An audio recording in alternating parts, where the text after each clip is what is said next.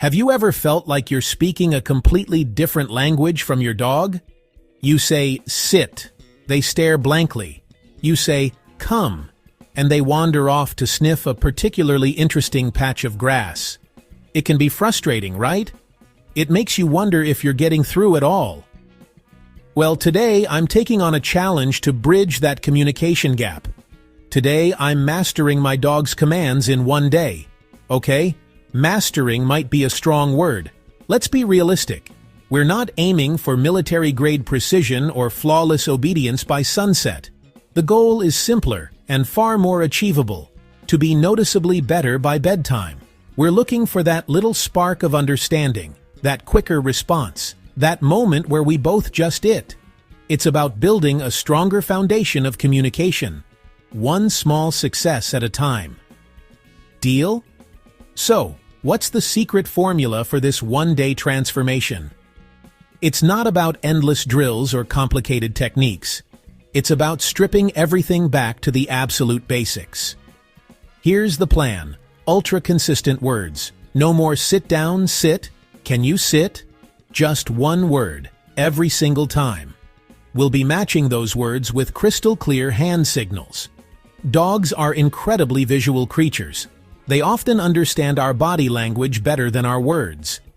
By pairing a consistent visual cue with a verbal one, we're giving them two ways to understand what we're asking. And most importantly, we're going to be stacking tiny wins all day long. Every small success, no matter how minor it seems, will be celebrated. This keeps the energy positive and makes learning a fun game, not a chore. Because training isn't magic. It's about clarity. Imagine your dog is trying to solve a puzzle. If the clues are always changing, they'll just get frustrated and give up. But if the clues are consistent and clear, they'll eventually figure it out. Our job is to be the best clue giver possible. It's also about timing.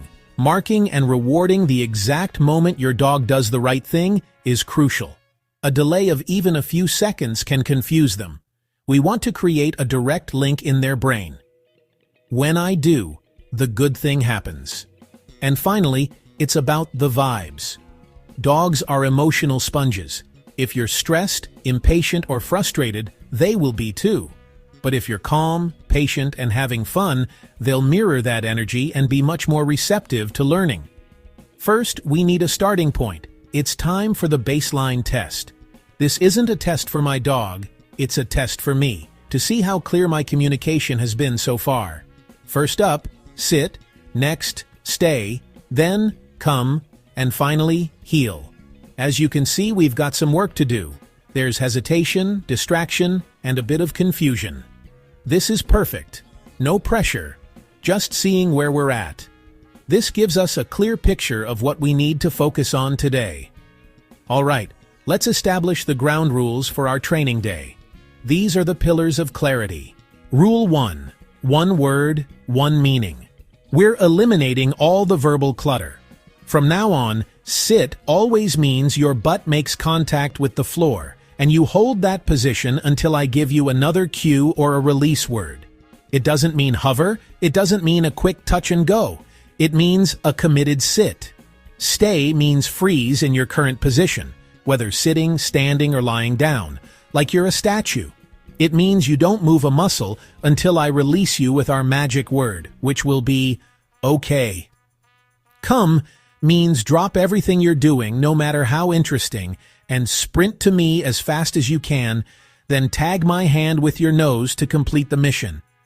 It's an emergency recall, and it should always be exciting. And heel means your shoulder is glued to the area right by my left knee, whether we're walking, stopping, or turning. You are my shadow on the left side. No forging ahead, no lagging behind. Rule 2. Pair every single word with a simple, consistent hand signal. This is the nonverbal part of our new shared language. It has to be the same every time. For sit, we'll use a simple upward lift with the palm up, like I'm gently scooping them into position. For stay, it's the universal flat hand, like a stop sign. It's clear, intuitive, and easy for them to see from a distance. For come, I'll bring my hand, or both hands, directly to my chest. It's an inviting gesture that says, "The party is right here with me." And for heel, it's a simple double pat on my left hip or thigh. It's a clear target that says, "This is your spot."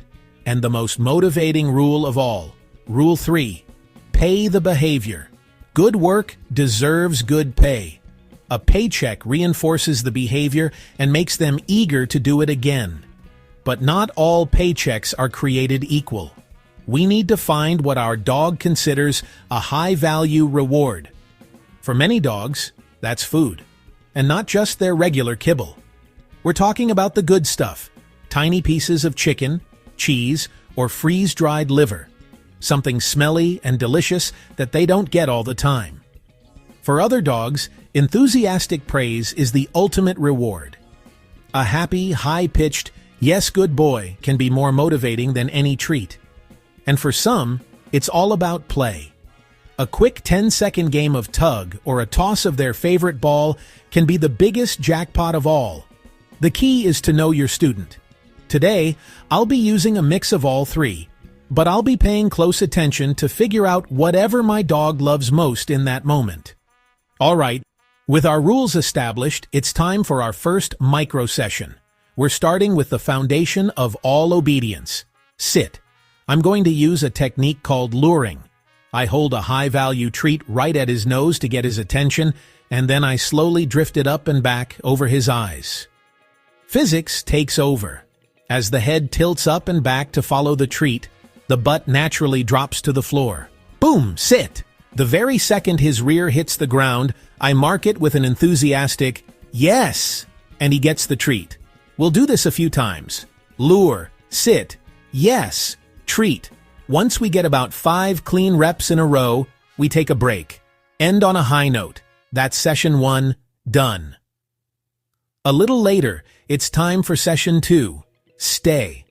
This command is all about impulse control, so we have to start incredibly small. I ask for a sit first.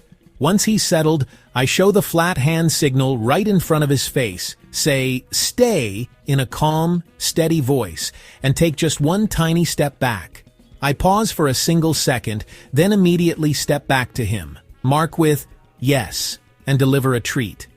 If he stands up or moves, it's not his fault. It's mine. It means I made it too hard, too fast. There's no correction, no. I just calmly reset him and try again. I shorten the distance or the duration to guarantee success. The goal is to build a history of him winning this game. We're building confidence, so I shorten the distance, and we win small. Session 3. Come. This is the most important command for safety, so we have to make it the best game in the world. I get down low to be less intimidating, use my happiest, most excited party voice, and call, "Come." As I say it, I bring my hand to my chest as a target. The moment he tags my hand with his nose, it's a jackpot party. Multiple treats, tons of praise, maybe even a toy. And a crucial sub-rule here: never ever scold a dog after a slow come. If you punish them for coming, even if they took their sweet time, you're punishing the act of returning to you. Coming to you should always pay. And now for our final formal session, Session 4, the heel reset. Loose leash walking is a huge challenge for many, so today we're just focusing on the starting position. I'm using a treat lure again, holding it like a magnet right at my left knee. I say, "Heel," and we take just 3 calm, slow steps together. His nose stays glued to the treat, keeping him in the perfect position. After 3 steps, yes, and he gets the reward. If he surges ahead or gets distracted, I don't pull the leash or scold. I just stop moving. I become a boring tree. Once the leash is loose and he re-engages with me, we reset and go again. That's it. 4 distinct sessions, each one short, fun, and done. We're building muscle memory for both of us. So, we've done the sessions, but how do we make it stick? What's the secret sauce that turns a few training drills into real learning? It's those consistent cues we established. Every single time I ask for a sit, it's the same word. And the same signals. This predictability is what builds reliability. It's also about keeping the sessions incredibly short. A dog's attention span, especially when learning, is short. We're aiming for multiple tiny sessions of just 60-90 seconds each. This prevents burnout and keeps them excited for the next game.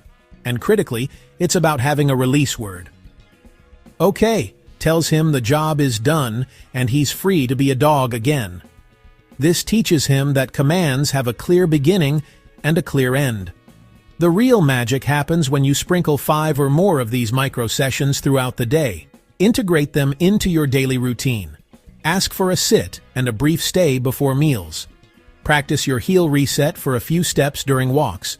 Do a fun recall session after naps when they're refreshed. Turn it into a game.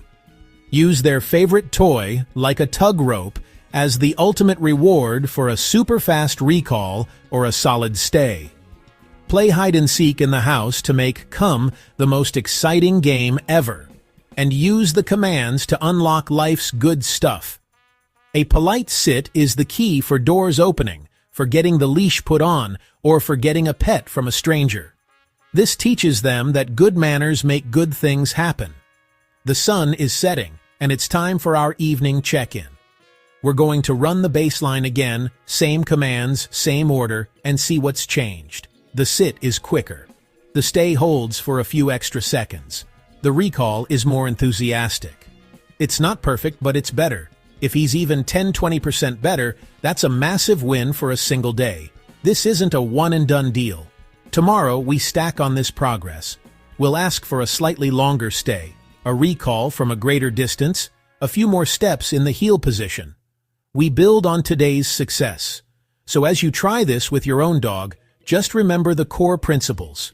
Clarity beats volume. You don't need to be loud, you just need to be understood. Timing beats repetition. One perfectly timed reward is worth more than 10 sloppy ones, and patience beats pressure. Your dog will have good moments and bad moments.